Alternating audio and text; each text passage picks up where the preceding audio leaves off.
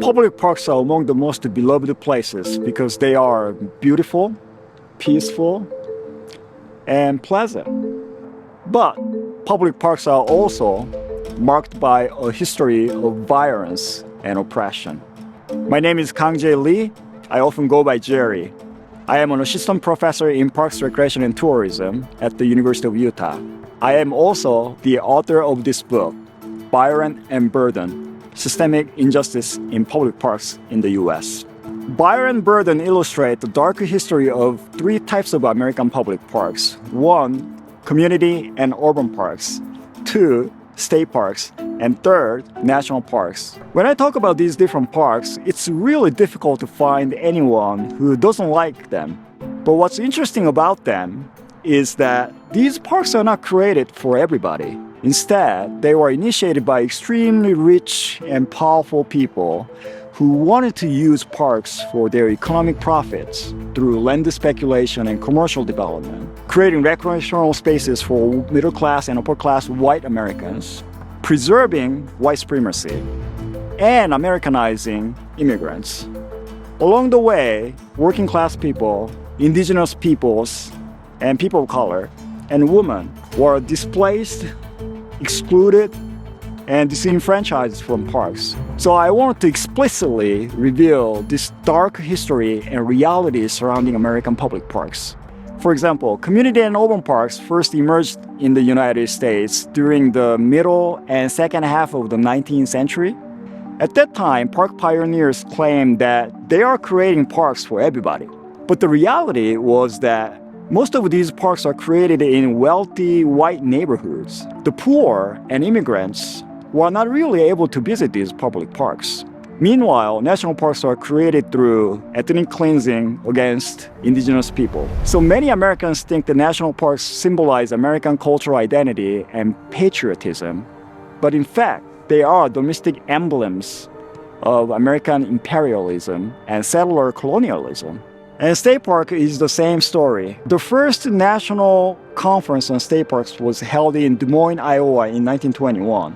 At that time, 250 people representing 25 states came together and they talked about creating state parks throughout the nation. And they developed this bold vision that we are going to create at least one state park within 100 miles driving for all Americans. But what's ironic about this is that at that time, United States was in the middle of Jim Crow era, meaning that people of color didn't really have access to public parks.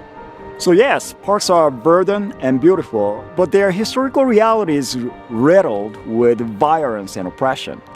Furthermore, these issues in public parks are not in the distant past, but ongoing reality in American society and perhaps other countries.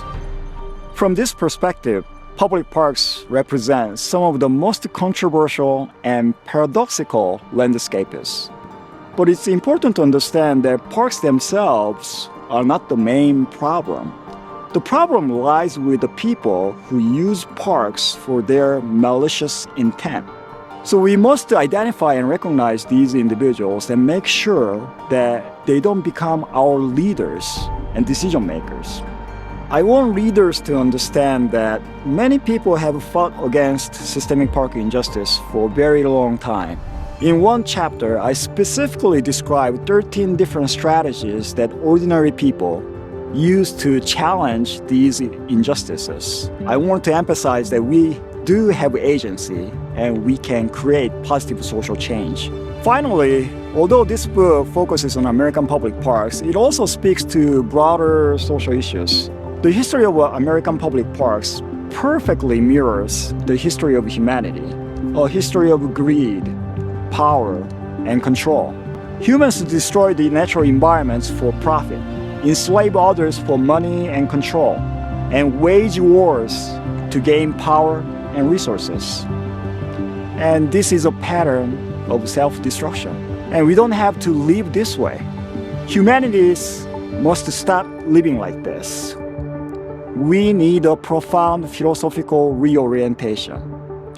In my last chapter, I emphasize that we need a reimagination of what it means to be human and to live together. I hope many people read it. Awareness is the beginning of positive social change. If we are not aware, we can't know where change is needed, right?